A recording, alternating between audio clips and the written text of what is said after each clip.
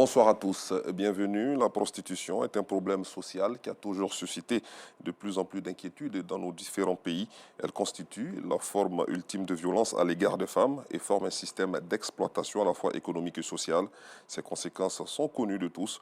Problèmes de santé, exclusion et déscolarisation.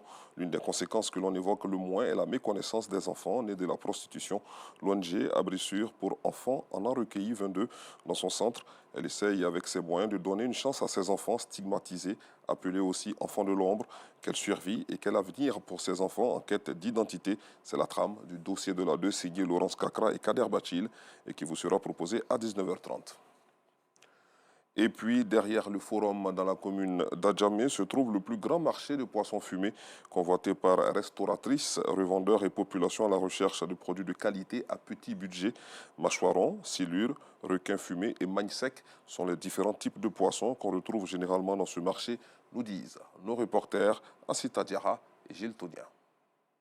C'est le plus grand marché de poissons fumés de la commune d'Adjamé, dénommé derrière Forum. Ici, on y trouve une variété de poissons proposés à la population ivoirienne et étrangère.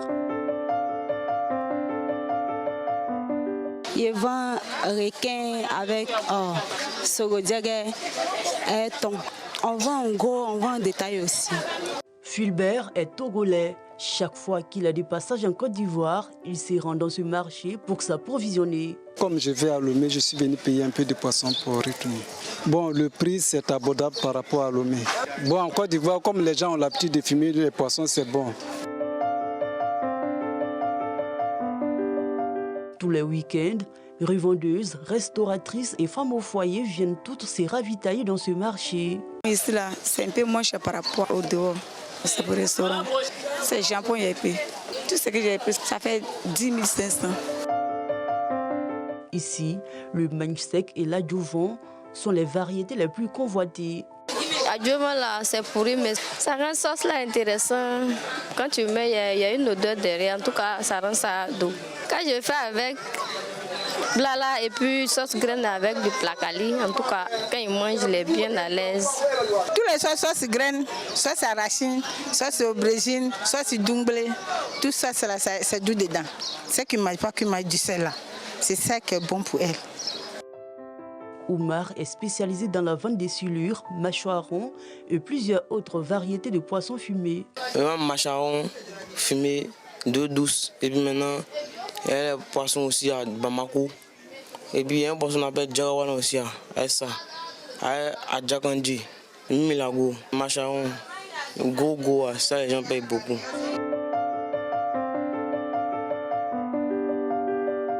Dans ce marché, à côté des poissons, on trouve également des crabes et crevettes fumées. Il y a beaucoup qui n'aiment pas qu'ils mangent. Donc si tu mets dans la sauce, sans qu'ils mangent, ça passe. Actuellement, la kilo là, c'est 20 000. Les bols là, c'est à 7 000, là, 5 000, 2 000, 3 000. Le marché derrière Forum est une plaque tournante du commerce de poissons et autres crustacés et est visité par des milliers de personnes au quotidien à cause du coût et la qualité de ces produits selon les clients.